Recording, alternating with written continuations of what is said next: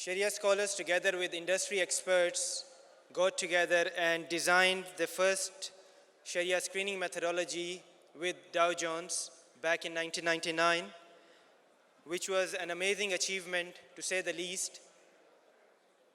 Since then, several other screening methodologies have evolved from standard setting bodies like AAOIFI, regulator like Securities Commission Malaysia, other index providers like FTSE, Dow Jones, and others. All of them have slightly different methodologies, but they are equally Sharia compliant. The session will have two presentations followed by commentary, and then the session will open for question and answers from the audience. Before taking any further time, let me invite Honorable Sheikh Isam to the stage, who will moderate the session. Let me also invite fellow panelists, Brother Farhan Usmani, Mr. Yasid from CEO of Sharia Review Bureau, Mr. Majid Dawood, CEO of ESR Research, and Mr. Muhammad Dunya, CEO of Idle Rating. I leave the floor to Sheikh Isam to start the proceedings. بسم الله الرحمن الرحيم الحمد لله رب العالمين والصلاة والسلام على سيد المرسلين وعلى آله وصحبه والتابعين لهم بإحسان إلى يوم الدين. السلام عليكم ورحمة الله, and good afternoon, ladies and gentlemen. This session, unlike the earlier session, will revert back to the medium of interaction agreed upon. That will be in English, specifically because both presentations will be in English. We have two distinguished presenters and two distinguished commentators. You have, mashallah, their CVs with you. For the sake of time, I will leave this for your own reading, and we will go directly to the presentations. Of course, the focus of this topic is the issue that has been announced, that is screening of different stocks that are available for investment for different IFIs. But more important than screening is the methodology of purification of non-Sharia compliant income. And we have really a wide array of methodologies. And amongst these wide arrays, we have two extremes. So let's see what will be the focus of the presenters here. One extreme is probably, and surprisingly, it is one extreme which is covered in the AAOIFI standard, but this was early on in the formulating of the standards, and it has shown that it is really absent from the world of practice, from the industry itself. And that is to purify across the board, even in capital gain, not only in dividends that are distributed. On the other hand, it says no, you don't purify anything because institutions are actually juristic, legalistic persons, so the natural persons are not responsible for the non-compliance of the juristic person. And you have different views in between. So inshallah we'll begin with Dr. Dunya on my right, and then followed by Brother Farhan, and then we'll listen to the commentators. Tfadal, Dr. Dunya.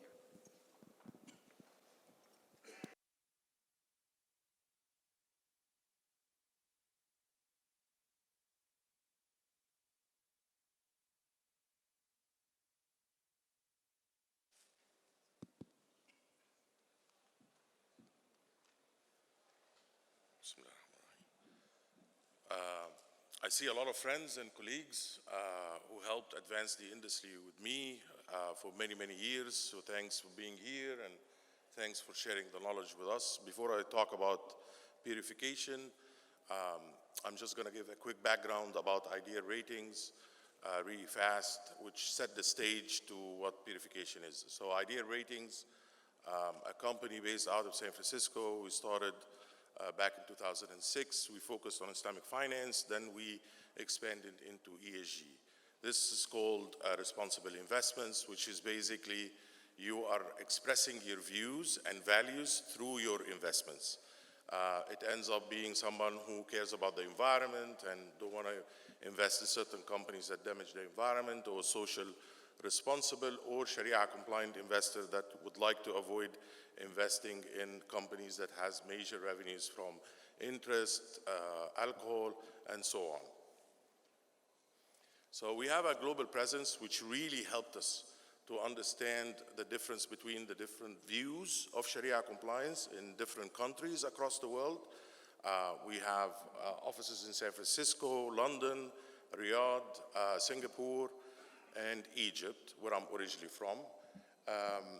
And we have clients in around 25 countries. Here is a sample of our partners and clients, which we're very proud of.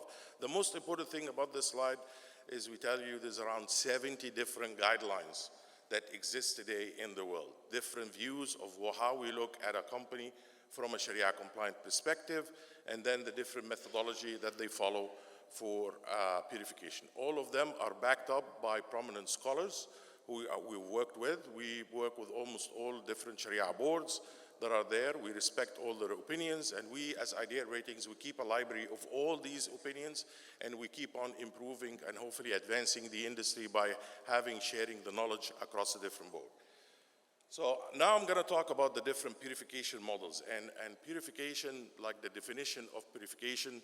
What is purification? I invest in a company, and the company has revenue from alcohol, a little bit of alcohol. For example, an airline, Southwest, and they sell alcohol on board. I want to know what the revenue from alcohol is, and I want to purify that when I do invest. Or they have an interest, and I want to purify that. Asset manager may send a letter to their investors saying this is what you need to donate to your charities, or they may purify themselves, like in Saudi Arabia, through an ATM, and they're able to put it in a purification account. So there are more than 10 different complex models for purification. Because of time sensitivity, I'm only going to discuss 3 of these models and tell you how it's done. I'm going to use a specific example, so hopefully everybody would understand that and see the complexity of how it's done, and I'm going to be, of course, available for questions later on. So the first methodology we call dividend purification. Second methodology is is investment purification, and third one is behavior-based purification. So what are the different definitions? Like the Sheikh said, you can consider yourself, I'm a shareholder, a really shareholder. I'm responsible for the company behavior, or I'm just a mudarib, a trader, and I get into the stock and I get out. So for dividend purification, I consider myself not really a responsible shareholder here. I'm not part of the company management and what they do. So I'm only gonna purify if I have a real income from the company, which is dividend. An investor purification, basically I am a shareholder. I am responsible for what the company is doing. I need to purify that, whether they give dividend or not. And then behavior-based is basically a combination of both, where I started being a trader, a mudarib. I ended up being an investor, a mustasmir. So I need to apply both models. So I selected Microsoft to talk about. Let's say now I like Microsoft a lot. I mean, they changed the business model. If they only continued on Windows, the revenue would be 20% of what they have today. They moved to the cloud. They have 50% of their revenue coming from cloud services. What a great company. I'd like to buy Microsoft stock. And I did that in January 2018. Now, as a Sharia compliant investor, now at the end of 2018, I need to look at how do I purify that investment. So if I look at Microsoft and I apply a certain guideline, so you have interest of around 2.2 billion, and then you have music and gambling and cinema. It depends. Microsoft has total revenue from games is around 9 So if you take all games into your formula, it's going to be non-compliant. Now, for this guideline tells you not all games, take the bad games. Bad games means gambling games, means dancing games maybe, and some cinema. So you end up with around $500,000 in music, $500,000 in gambling, and $50 million in cinema. All in all, now I have a number which is $3.3 billion. That is the non-permissible income for Microsoft. Now I have that number, and now I understand it, and the total revenue that I'm looking at, total income, is $114 billion. That is the number that Microsoft announced in their financial statement. If you apply the three methods on 10,000 stocks, now the first method is going to give you $520 in terms of purification. The second method will give you around $500. And the third method, if you hold the stock for 6 months, is going to be around $2,500. And if you hold it for 1.5 years, it's going to be $7,750. And I'm going to show how did I get to these numbers really quickly. First, my investment turned out to be a good investment. So I bought 10,000 shares, $86 a share. I made around 15%. I had a great market value towards the end of the year. That's really a successful investment. And now I'm going to work out my first method, which is the dividend income method, and I'm going to calculate my purification. This is related to when did I get the dividend. So I got a dividend in February, and I got a dividend in May, I got a dividend in August, and I got a dividend in November while I'm holding the stock. So basically, the formula is dividend per share times the non-permissible income ratio. If you remember, if you look at the August, this is where I used the slide that I showed to you earlier, which is the end of year results. Microsoft end of year is in June, typically, not in December. So I've used the number 3.3 billion, which is 2.88%. So we basically multiply the 2.88% times the dividend per share, and then you multiply that by the quantity you have. It's going to give you first quarter 130, 122, 120, 148. Your total is 520. That's income purification. Now, investment purification is going to look at it differently, completely different.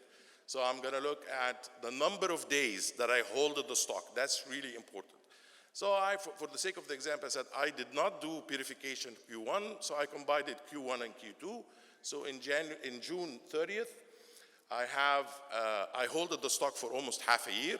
So I have to put number of holding days over 365 days, and then I multiply that by the total outstanding shares to get the non-permissible for all the shareholders, and then I take my share of it, which is the 10,000 shares, and I come to, in the first half of the year, I have around 2,152, and then the second around $50, and then in December I have 1,488. So that's now 4,587 in terms of the purification that I need to do. If you do that, you don't need to purify any dividend moving forward. So you purified your investment as a responsible investment in the company. Now, the third methodology, which emerged over the past 5 years, because people come to you and say, okay, I invest in Google, they don't give dividends. Should I purify? They have an interest payment. What should I do with this? Another person would come, investment purification is really tough, and I'm only in the stock for 6 months. What should I do? So we've worked with a lot of our clients, and we arrived to a methodology that balances the both, and we call that behavior investment. So if I'm in a stock and I'm going to be in it for less than a year, then I can use the dividend, no worries, 520. If I hold the stock for more than a year and I hold it for 6 months, then I need to purify investment purification, which means that doing dividend all the time might not be appropriate because, as I said, you have companies that do not provide dividend and still have non-permissible income. And if I hold the stock for 1.5 years, then I have the 7,750. As I said, purification, it can be different rules. Here I showed an example where I had a capital gain. That's why I'm purifying. Some Sharia will say if you have a loss, you don't need to purify at all.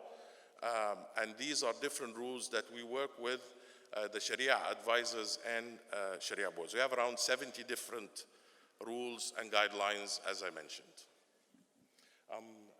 That's it. Yeah. Thank you. Shukran, Brother Muhammad Dunya. So we have had a very informative and illustrative case study. Inshallah, we'll see what's the reaction of the floor after we listen to the commentators after the presentation of Brother Farhan. Fadal.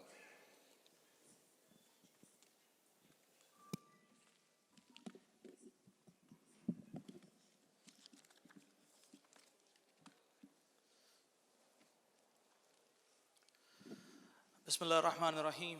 Nahmadu wa nusalli ala rasulihil kareem. Honorable Chairman Sheikh Isam and respected guests, Assalamu alaikum wa rahmatullahi wa barakatuh. Very important presentation made by Brother Dunya regarding different style philosophies of income purification rather than just dividend.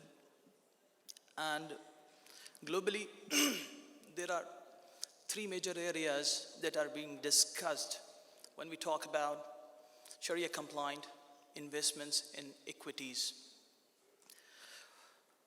First and the foremost of it is regarding the screening criteria, the eligibility criteria of any stock, whether it's a Sharia compliant or it is allowed to invest in those scripts or not. And these are called Sharia screening criteria. And around the globe, various methodologies are being used for evaluating the scripts, whether they're Sharia compliant or not. The second part which we are discussing is about the income purification, which is mainly being done on the dividend income being received through the equity investments.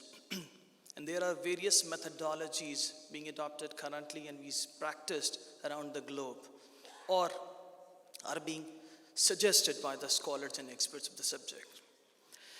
The third most important area is the question that needs to be addressed or is under discussion at various forums, and that is whether the capital gain that we receive or get out of Sharia compliant equity investment, whether it needs to be purified or not. I'll try to discuss these areas, inshallah, in my presentation. Prior to coming up to the main issue, this is a very important thing that we have experienced, and I'm pleased to share this experience of Pakistan with our brothers and sisters here. That is, in Pakistan, Islamic banks constitute around 16% of the total banking share, while on the other hand, the Islamic mutual fund industry has constituted more than 40% of total market share in Pakistan. Now, this is an amazing experience, a successful experience that we have witnessed, the world has witnessed.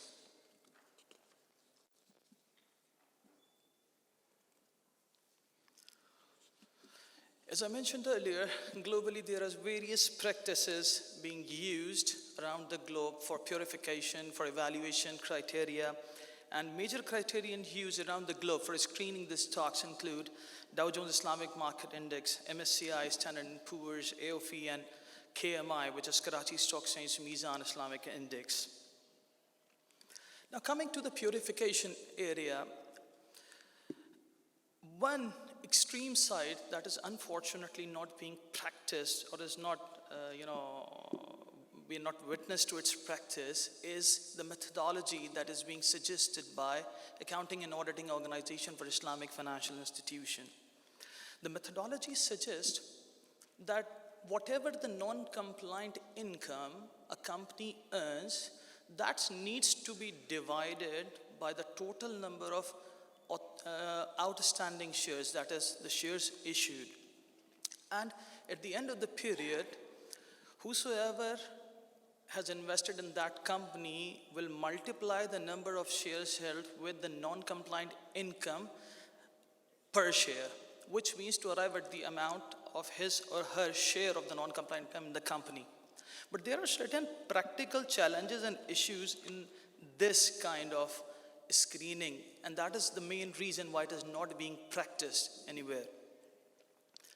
The main reason is that irrespective whether the company pays a dividend or not, irrespective of the time frame, irrespective whether even the company has made a profit or loss, in every case, the investor has to purify the income, non-compliant income portion based on his investment.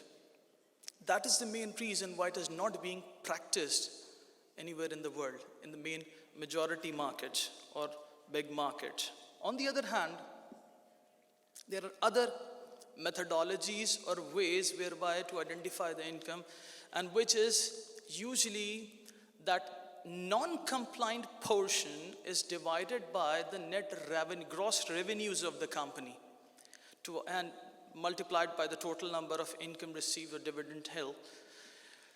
This methodology is practiced by many institutions. They say that based on this methodology, the total non-compliant income is divided by the gross revenue, which means total income or revenue plus all other income, which includes the non-compliant portion as well. And it is multiplied by the total number of shares per part of dividend income received. So this is another methodology being used.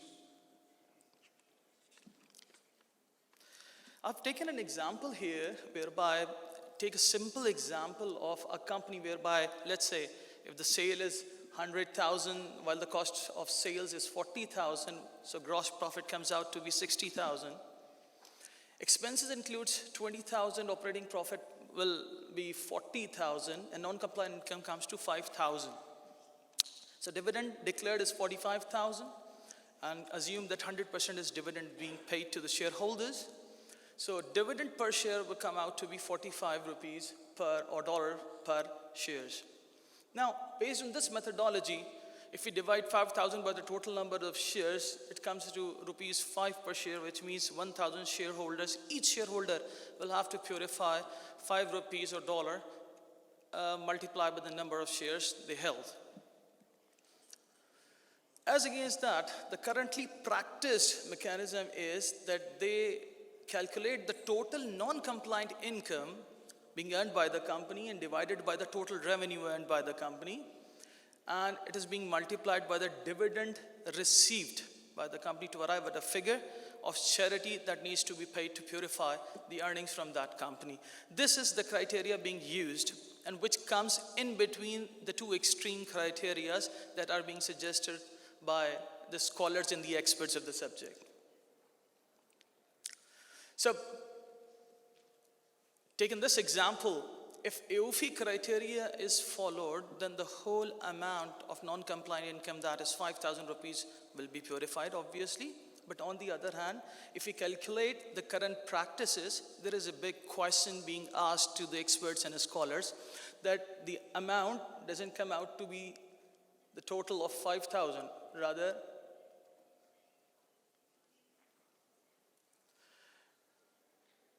I'm sorry.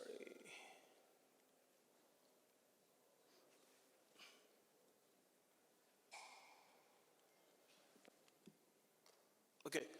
Now, the total purification amount that come out to be is 2143 rupees. So there is an outstanding element of 2857 that raises a question whether the whole income, non-compliant income, is purified in the current methodology or not. But in order to better understand this philosophy, why this current criteria is being used, we need to understand another point of view of scholars as to, this is another extreme point, and that is, if a company's core business is permissible, but such company generates other non-compliant revenue by indulging in ancillary impermissible activities like investment of surplus funds in interest based on uncompliant avenues. If the investor has managed control, then the non-compliant income will be attributable to such investor, and the investor will have to purify his return on the investment through charity up to the extent of non-compliant income of his or her share.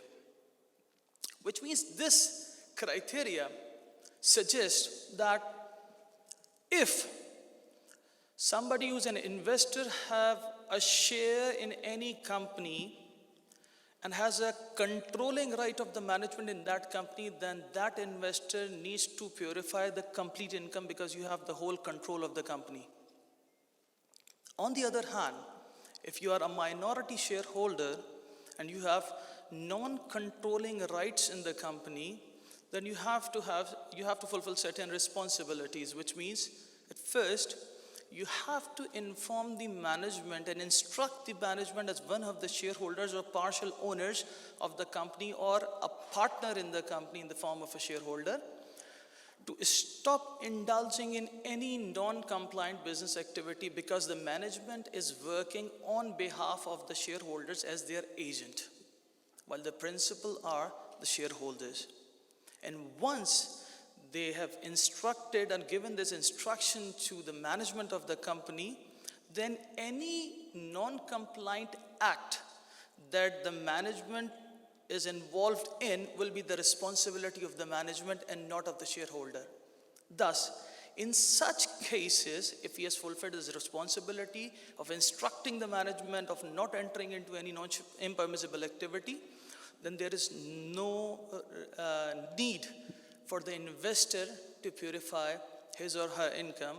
Rather, it is the responsibility of the management to purify that income from their share. This is another aspect.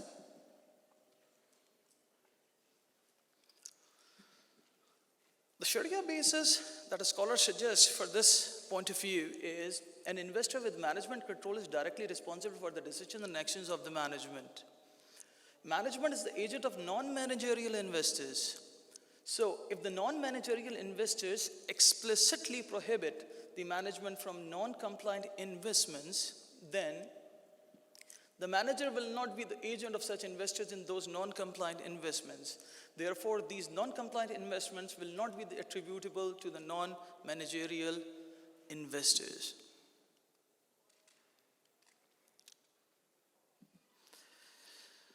Another aspect to it is the Sharia rulings on mixed pool of funds.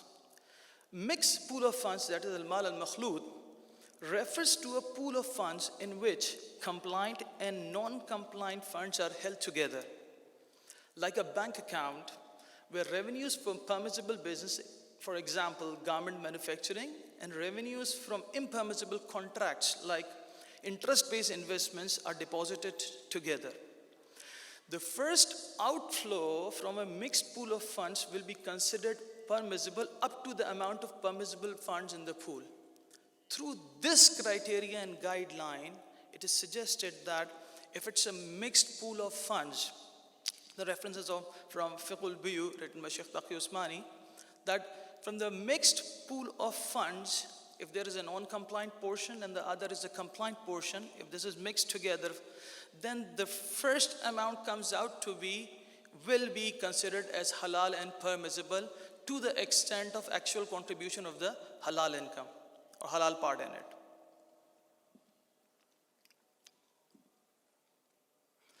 Based on the above, if a non-managerial investor receives any dividend from such company and he or she has communicated his or her discontent towards the Sharia non-compliant ancillary activity, then he or she is not obliged to purify his or her income. However, it may be classified as a preferred act to purify such non-compliant portion of the income that he has received in case of dividend.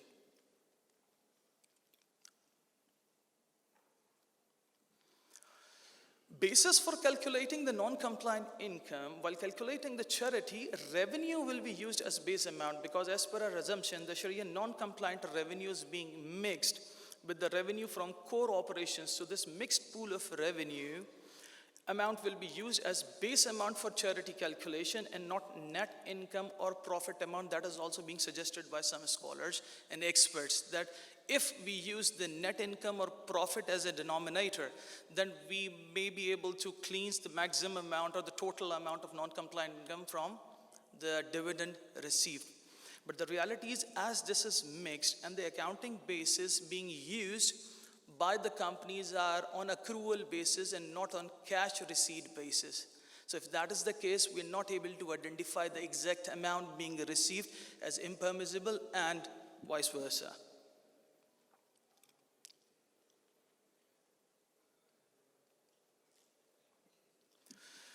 Another aspect is whether we need to purify the capital gain on equity investment or not. In this regard, the Sharia rulings, as suggested by AOFI, is if a company's core business is permissible, but such company generates other non-compliant revenues by indulging in ancillary impermissible activities like investment of surplus funds in interest-based or non-compliant avenues, and a shareholder from such firm earns a capital gain by selling the shares, then such capital gain will not be considered as Sharia non-compliant income. This is Sharia standard. The Sharia basis for this guideline is any cash flow or income becomes Sharia non-compliant due to one of the two reasons. The first reason is it is generated through an invalid or void contract. If that is the case, then obviously the income arising out of it will be considered as non-Sharia compliant. While on the other hand, the receiver knows that it was generated from invalid void contract and it is being received directly without getting mixed with permissible funds. While in order to purify, we need to have at least one of these two conditions met so that we can purify, or we have to purify the capital gains. If that is not the case, as the capital gain from trading of shares in the cited scenarios from a valid sale and is not generated from either of the two above sources, hence it will not be impermissible and need not to be purified. So, which means that capital gain arising from these is not necessarily because of the impermissible acts or the income made by the company, rather it can be from various reasons as well. So based on that, majority of the scholars are of the view that capital gain doesn't necessarily need to be purified. Time. So with this, the best slide for my presentation. Jazakumullah khairan. Thank you very much.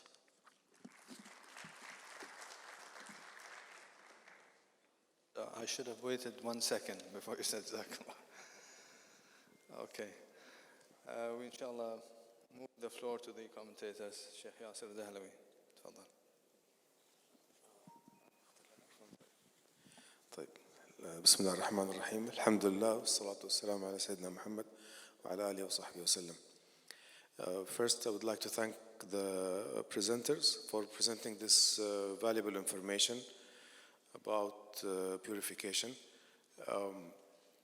It shows the level of details required for purification and the different methods as well. And how important is the disclosure of information in order to do the best accurate purification for the investments. I would like to share some practical experience dealing with a number of investment companies and investing in stocks. So dealing with someone who did not organize their documents from the beginning and to understand what sort of or what method of purification will be used whenever it is needed, it ends up really in a big mess, and especially when there is a big amount to be purified. And as we've seen from Brother Dunya and Farhan, we see that there are requirements for a lot of information to do proper purification. And if the disclosure in the financial statement is not clear, there will be an issue. If you just rely on the revenue part without looking at the investment part and the other areas of revenue, it's also an issue. So if we end up with a big amount of purification, we will go back and forth to the scholars and discussing with them what should be done and what's the best way to to treat this situation. And as for the investment managers, they really don't, some of them, they don't pay a lot of attention in the beginning, but when it happens, then a big issue is made out of it. So on the other side, if everything is identified and clear from the beginning, including the method of purification, thing will run smoothly at the end. The other point I would like to speak about is the AAOIFI standards, which is good to have, of course, but I think it requires a lot of details and explanation, maybe extra guidelines for the sake of guiding maybe the Sharia boards, the auditors, in the cases where there is a conflict or there is an issue about purification. So I believe there should be more work done on the AAOIFI standards with regards to purification. And finally, I would like to raise a very important point, which is awareness. Awareness about why do we need to do purification? What is the philosophy behind it? And sometimes we get carried away by the procedures and the stuff we need to do, but and we receive questions from investment managers, for example, about why do we need to do this? Why is this important? And why don't we do it in a different way? So I think a lot of awareness is needed about purification in terms of why we are doing this, what are the methods that are there, and what would be the choice of the Sharia board to decide from the beginning which method to be used. Thank you. شكرا جزاك الله خير شيخ ياسر. Brother Majid. Bismillahirrahmanirrahim. Assalamu alaikum wa rahmatullahi wa barakatuh.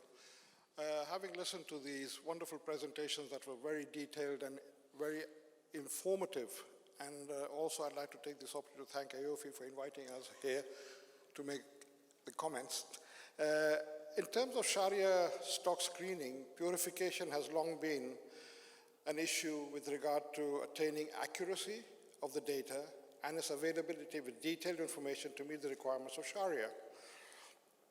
There are, as you may well know, approximately 40,000 stocks that are listed globally, and as a rule we found from experience and years of research that there are about 40% of these compliant stocks. Another consideration is the cost-benefit analysis. To do the purification numbers is very time-consuming and requires granular and detailed information research. We found once in the early days when we had the Al-Thimar Fund with Morgan Stanley that we did the purification ourselves, and it found that after all the stocks that were researched and analyzed, the purification number came to $25 overall for the whole fund. At the same time, it cost $2,500 to do the exercise. So one has to be careful that we can request and require these things, but they have to be commensurate with the requirements of the investor as well. We must think of him or her who's putting their money into investment on a Sharia compliant basis. Also, we have for a number of years worked on, for example, in FTSE, we worked on a blanket 5% purification based on any company that was not a fully Sharia compliant company, which we thought would cover most of the problems. Sometimes it will be more, sometimes it will be less. The other issue with purification and the donation, purification is fine, but the donation to charity is very, very difficult minefield. Because, for example, if a fund manager or an index company says, this is where you're going to send the charity to, or even the Sharia board says, okay, this purification amount should be donated to X, Y, and Z charity, The company, the bank, the Sharia scholars, they all have reputational risk in case the charity is not acting according to its remit. So there are a number of pitfalls and scenarios in this minefield, and we've got to be very conscious of that. I think also I would like to say that with Mr. Donia's presentation, I think they are best placed because they're doing a large number of stocks. They're doing for a lot of clients across various jurisdictions. So in that case, I think they have the granular information that they can provide the purification numbers to the clients. On Mr. Farhan's presentation, I would have some comments, and that is that he mentioned that an investor, he or she, may make a comment to the manager that there's discontent. Now, my question would be, if you have a discontent, then you forego your purification or whatever, but at the same time, wouldn't it make more sense for you to divest and invest in a more compliant manner? And on what basis can one be penalized when the company has made a loss as per the AAOIFI rules? Because that seems illogical, and hence no wonder it's not been ascribed to globally or anywhere else. As again, I will mention that the granular and detailed evaluation would need to be done to get anywhere on an accurate figure for each company, perhaps quarterly, semi-annually, or even on occurrence of any corporate events. And that becomes very time-consuming and costly. This is, because of this time-consuming aspect, it impacts the investor's returns directly. Thank you. Thank you very much. I think maybe we have covered up over the lost time, huh, brother? What do you think? So we have till 12:30. Okay, so alhamdulillah, we've covered up over the lost time. Okay, 28 minutes exactly. So I think the presentations, mashallah, were very succinct and very clear. Brother Muhammad Dunya gave us a very detailed case study. Brother Farhan gave us some Sharia basis and focused on a specific market in Pakistan. And we have listened to the comments. We'll open the floor now for comments and interactions. Please give your name and make your comment within a 1 minute mark maximum. And I think we can take 3 comments now, and then we'll see. So, one comment here. Mike. Okay. Bismillah ar-Rahman ar-Rahim. Our Prophet sallallahu alaihi wasallam said, "Al-halalu bayyin wa haramu bayyin, wa baynahum shubuhat." So if we want to be on safe side, we take just halal, and we leave haram and shubuhat, then we are safe. This all purification process, shubuhat, Allahu alam. And Muslims are asked to lead the world, to show the mankind this is the right, this is halal tayyibat. Muslim countries are drying out of money. Money is going outside. The youths, they are cannot get married because they don't have jobs. Because the money, those who are rich, they have responsibilities to invest the money where it belongs, from where the money was earned. This is the moral responsibilities. So I think we should think again. Should we not lead the world rather than to be misled? No company in the world, in the West, they invest any money, they borrow on interest, and there's a garar. The question, brother, the question. The question is, we should follow only halal. We should leave shubuhat, and we should leave haram. Allahu alam. Shukran. Thank you. Tafadhal. There. There. Third one. Thank you. Assalamu alaikum. Abdurrahman Al-Hussein from the Capital Market Authority in Saudi Arabia. Using purification and the advance in the technology, in finance, and with the help of fintech, would it be possible to invest like in non-Sharia compliant business using the purification methodologies, like not 100%, 99% non-Sharia compliant business, and purification will be just for the 1% that the investor can receive as a dividend or as a return on investment? Thank you. Thank you. Question there at the end.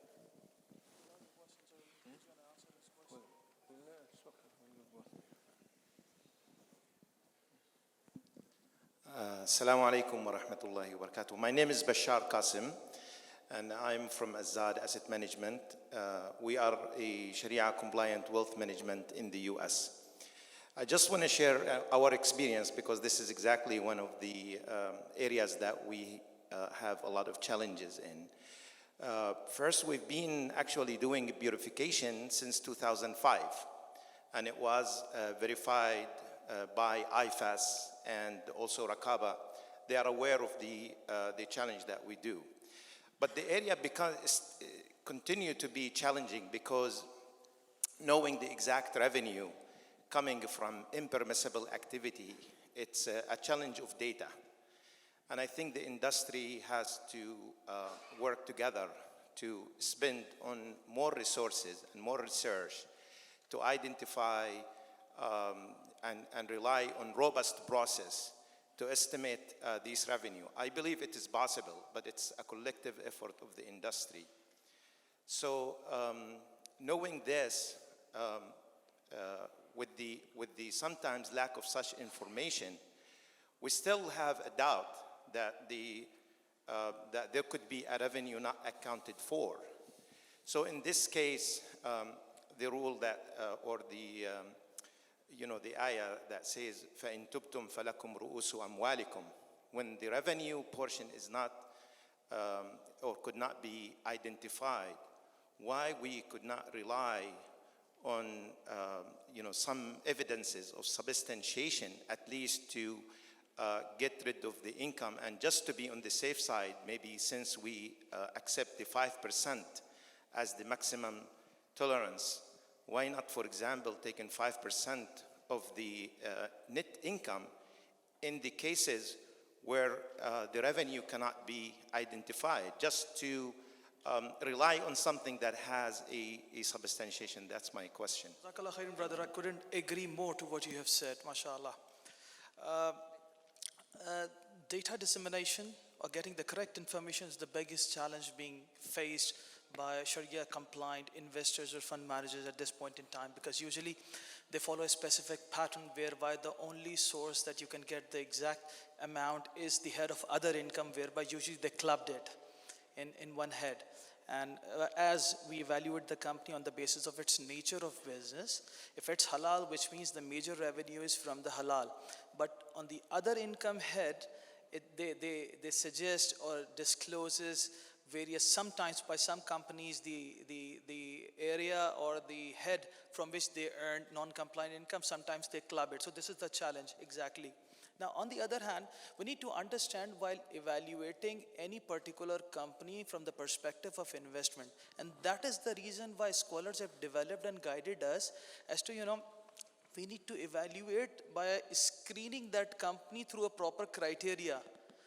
And based on that, if the company's main business is Sharia compliant, because in developing those criteria, all the rules of Islamic Sharia are being followed. For instance, as we say, one thing is about perception, the other thing is reality and the guidelines of the Sharia. Perception is, for instance, people say, why we invest in a company whereby they are taking interest-based loans? Because receiving and paying of interest, both are non-Sharia compliant. So why we are allowed to invest in a company that takes loan on the basis of interest? But on the other hand, we need to understand certain rules of fiqh that is being guided to us by Allah subhanahu wa ta'ala. Which means, there are two types of, for instance, majority of us knows that the rule is on non-compensatory contract. If there is a non-compliant condition, that condition in itself will become void while the rest of the contract will be intact and will be in place as a Sharia compliant contract. On the other hand, if it's a compensatory contract and we put in a non-Sharia compliant condition in it, the whole contract will become void. This is the rule. This is the rule of Sharia. So now, rather our perception is and in that case, if somebody takes a loan on interest, then that contract of loan in itself is Sharia compliant and fine. The problem in it is the clause related to interest payment. So same is the case whereby you try to evaluate that company on the basis of Sharia guidelines, whether it is permissible to invest. On the other hand, it is also being guided that to the extent of your responsibility and not your wishes, but as per your responsibility area, you need to purify a certain income. And for that, scholars have devised various guidelines. That is the reason why we are here and discussing various methodologies. On one hand, AOFI has suggested whatever you earned, you have to purify. On the other hand, the other group or the other side of the thinkers say that whether you are responsible for purifying that kind of income which you are not responsible of. So we need to come up with the solution. That's the reason why I placed this question in front of the scholars and to audience and the practitioners, that the standardization needs to be made, whereby we need to evaluate not just the criteria as per the guidelines of Sharia, but at the same time, we need to market our product that is competitive as compared to conventional as well. So I mean, it should be a win-win situation whereby there shouldn't be any compromise on Sharia compliance, and on the other hand, it should be market competitive. So as to, there shouldn't be any cost of being Muslim, extra cost that needs to be paid by the investors. Next question, please. Yeah. So Abdurrahman, thanks a lot for your question. It's a valid question. The world is changing. I selected Microsoft to show how their business progressed. They started with Windows, then the cloud and games. So definitely that's a great question. On the 5%, I mean, we have Abdurazak here, who's been in charge of NCB Sharia team for many, many years. They're the guys who invested the 5%. And we also enjoy the history of how that was developed. So there's no text that says 5%. And in fact, I think if you want to have a discussion with him later on, it started with 30%. And they found out that the purification was really high, so they started looking at 5% as an accounting rule. I totally agree with you on the fintech. It's challenging. The world is changing. Apple is coming up with a credit card. At the end of the day, like Brother Bashar said, somebody has to look at it. Somebody has to figure out what the number is. We need to team up, all of us together, to put all these numbers together, figure out for the different firms and people around the world what purification numbers should use. It's very, very confusing and it's very, very complex. So we have clients that uses more than the 5% on certain areas. That definitely we've seen in the industry. And as I said, you have an expert here who can share with you the history and how that evolved. Thank you. Thank you, Brother Dunya. The comment regarding halal bayin and haram bayin, I think the panel here agrees with you, and that is more like a guidance which individuals and firms should keep in mind. We'll take 3 more questions. Kindly identify yourself and name who you're addressing the question to or the comment to. Yes, Ahmed. Assalamu alaikum. My name is Ahmed Ali Siddiqui. I am the Sharia Compliance Head for Mizan Bank. I have 2 questions regarding the standard.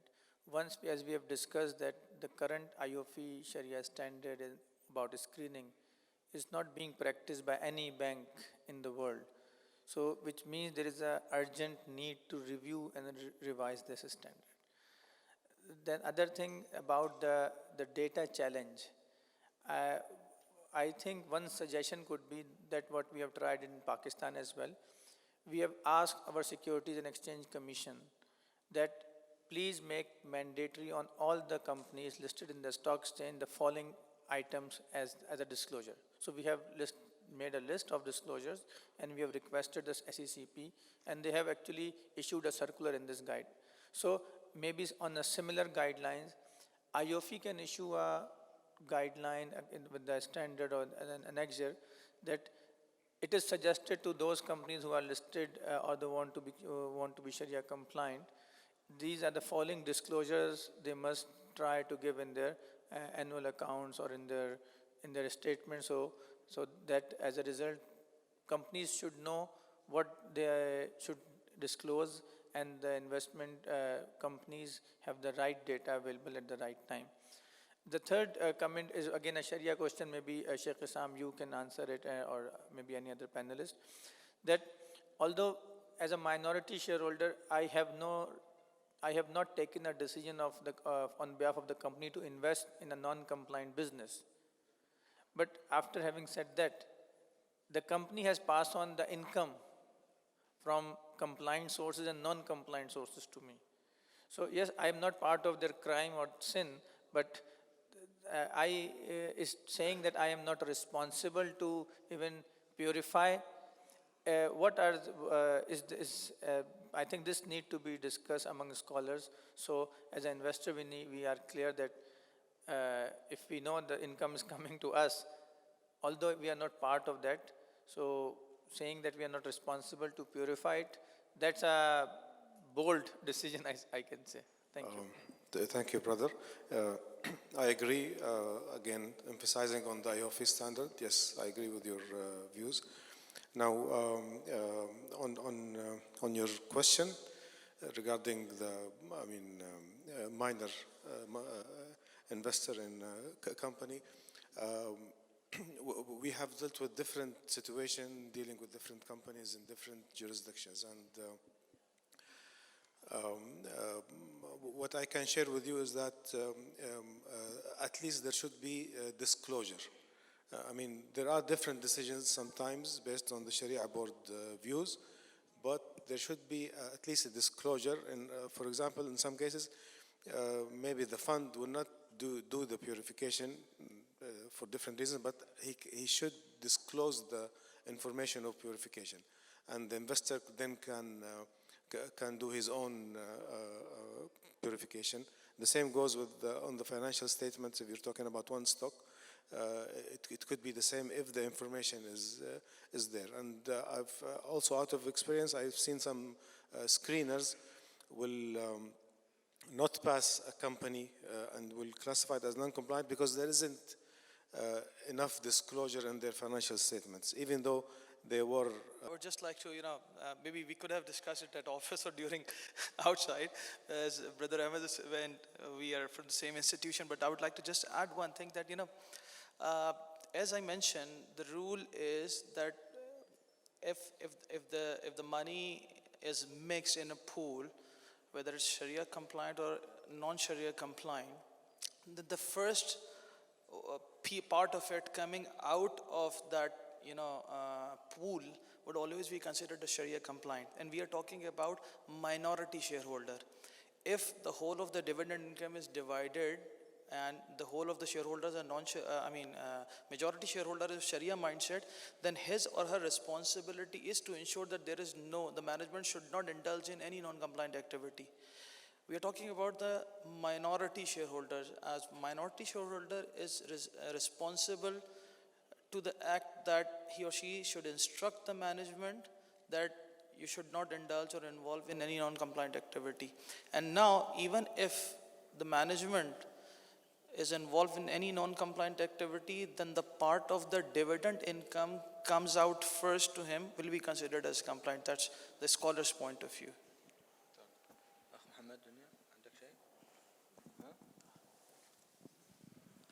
So I think there is a misunderstanding about the IOFI rules because they're used a lot, especially on the purification. It's just a different part of the world. For example, New Zealand, Australia, in the US as well, a lot of people use the IOFI purification rules. That's a fact. We see it. We work with them. The second thing is the reason they use the IOFI rules is they use the IOFI guidelines. So you can't really use the IOFI guidelines and then use a different purification rules. So the guidelines and purification, they have to be hand in hand together. And they have to be, you have to look at it with the Sharia board or the Sharia team as what is possible for me in terms of the rules. Because if you look at the non-permissible, it's more than 5%, wherever the board may take a certain decision to allow such investment, and then later on would use the purification specific rules. So I just wanted to have a comment saying to avoid that we don't see the IOFI rules used at all. No, in fact, we see a big portion of the market uses the purification from IOFI. Regarding reviewing this issue in the IOFI standard, I think this is already tabled in the Secretariat for review, and it will be addressed by the Sharia board, inshallah.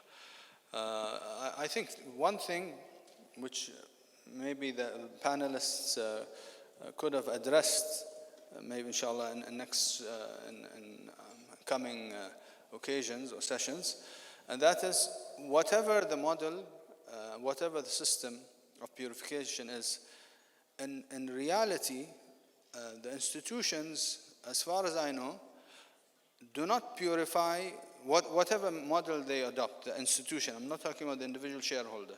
They only purify the non-compliant income detected in the sample, in the testing sample. And this is never across the board. So if I'm misunderstanding, maybe some practitioner can correct me. But as far as I know, when there is auditing, and there is, of course, auditing is always on a sample basis, and there is detection of non-compliant income, this is not extrapolated then across all the transactions. And this is something I think which maybe the standard also has to address, and maybe it only can be corrected through regulators. Back to the floor. Yes, question. Mike, there at the end. Please raise your hand so that he can see you. Yeah.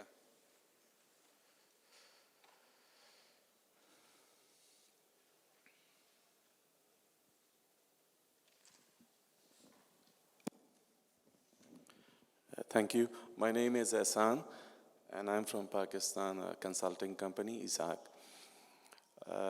My question is that usually the dividend is not paid out 100%.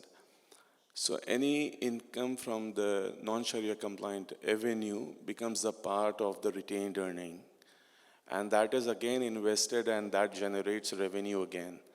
So when you say that you're taking out a portion of the non-Sharia compliant income, the commingling keeps on going on, and that increases over a period of time. So do you have any mechanism to address this issue? And I think that over a period of 5, 6, 10 years, that multiplies to a quite significant amount, and that may cross beyond the 5% limitation. Thank you.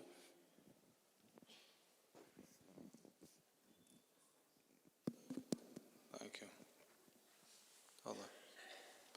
No other question. I'm coming back to the same person. Before we take same person, any other speaker at the back? Hey, we'll give. تفضل. Yeah, my name is Rabi Abdel Salem. I'm from Tunisia. Thank you very much. Please allow me for just 1 minute for this.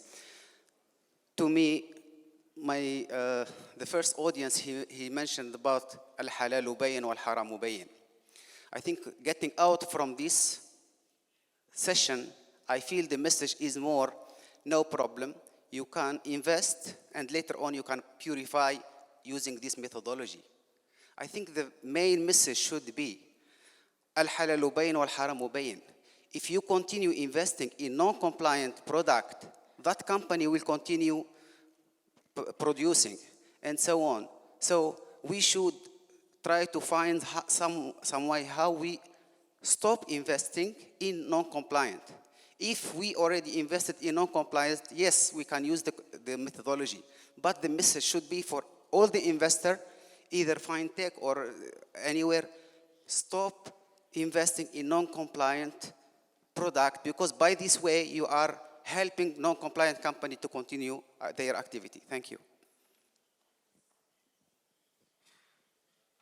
I think because of time considerations, we'll suffice now, and we will ask the panelists to comment, and also their final closing comments. So beginning with Brother Hassan's view that this non-compliant income, if it's not fully purified, it accumulates over time, and it will, at some point, maybe, you'll reach this tilting point where the non-compliant is even more than the compliant portion of the company.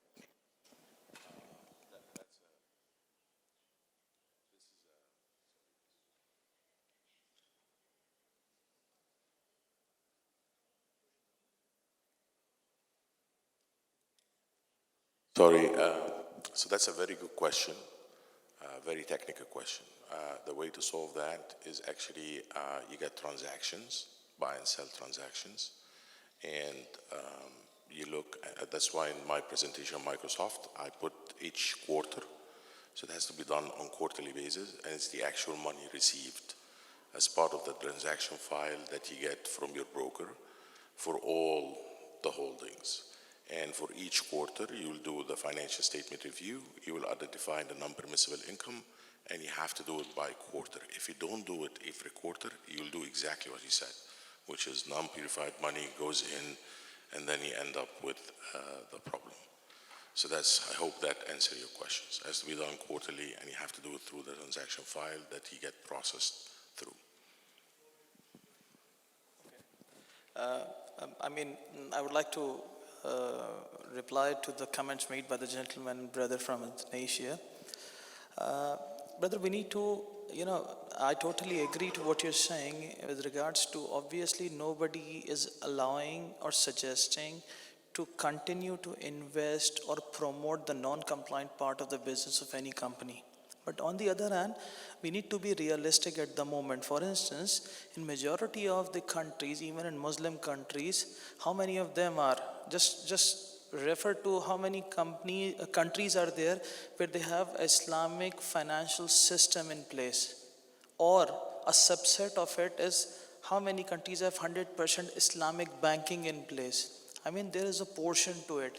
So obviously because of operational reasons, the manufacturing concerns or listed companies somehow, by one reason or the other, have to do some business with conventional. I'm not defending them, obviously, but in reality, for instance, I know a big multinational company that operates in Pakistan and one shareholder comes to them during an annual general meeting and raises a concern. Why you're not taking 100% Sharia compliant financing?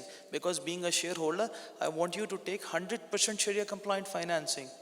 The CEO doesn't have the answer at that point in time, but later on when he worked, he addressed this query in the next AGM, and based on facts, he mentioned that my requirement of financing at this point in time is so high that all the Islamic banks in the country cannot provide me financing for my requirements. All the Islamic banks, because of per-party limits and the prudential regulations or related risk management criteria, they cannot take finance or give finance to just one single company.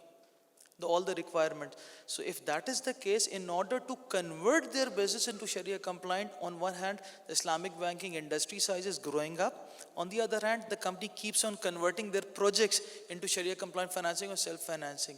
Now, having said this, scholars are, alhamdulillah, very particular about one thing. Firstly, that the major activity should be halal, as mentioned in the screening criteria. They have put in a limit of certain percentage, let's say 5% of non-compliant income, which is being made out of not the main activity, but of a other sideline activity. Now, at the same time, it is with the threshold, and as a shareholder, we are being directed, suggested, guided by the scholars to make sure to put whatever pressure to the company's management to ensure that they search for an alternate Sharia compliant product. Right?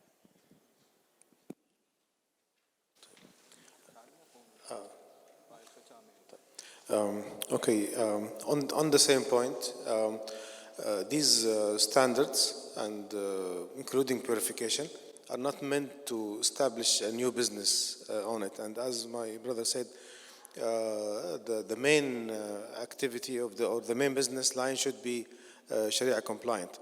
But also to be practical, scholars came up with these standards in order for us to deal with the rest of the world. Otherwise, we will be really isolated. I've been in the industry for the past 15 years, and going back 30 years or 40 years ago, and seen the development in the Islamic finance and Islamic banking, it is a good indication that these efforts has results. And so instead of just not dealing with everyone, we need these standards and measures to at least to deal with the current situation. And of course, the option of establishing a fully fledged Islamic business is always there. Thank you. I think one of the first things we must bear in mind is that we are a very young industry, and we need a critical mass before we can start establishing things like our own rating systems and so forth. My question, again, in answer to your earlier one, is that first of all, there are not many companies in our Islamic nations that are listed and are usually quite closely held by families, so you can't even trade them and buy the stock that may be Sharia compliant. We have to also can't insist on international companies to be Sharia compliant. We can make sure that we can find things that we can do that meet at least the minimum of our requirements. And most importantly, I think, forget the equity side, but if you do transactions, a lot of times in our Sharia advisory side, we get a lot of clients saying, well, but you know, can't we give it the impermissible to donate to charity and overcome it? But the scholars, and I think Sheikh Isam can confirm it, that usually the scholars don't like to say that, oh, well, you're going to do it and give it to charity, that's good enough. They want it to be more Sharia compliant. You can't use the donation and charity as an excuse.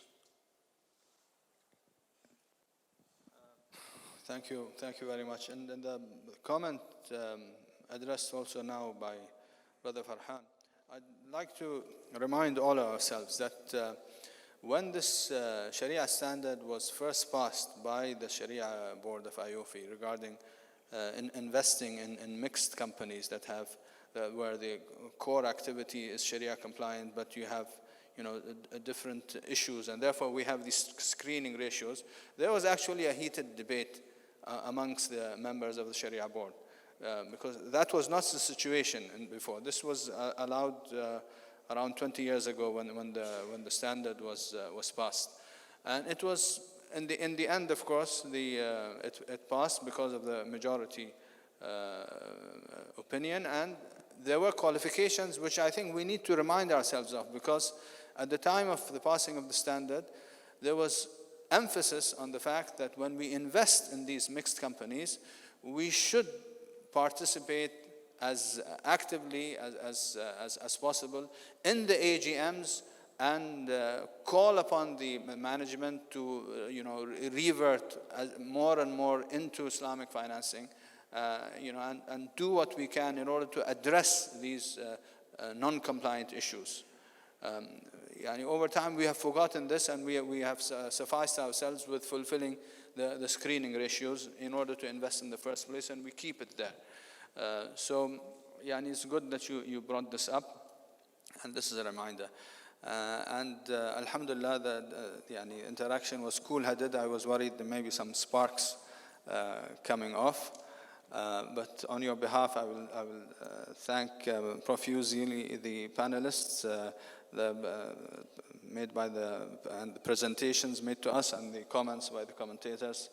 And inshallah, we have one more session and the conference will come to a close. Walhamdulillah Rabbil Alameen. Jazakumullah khair.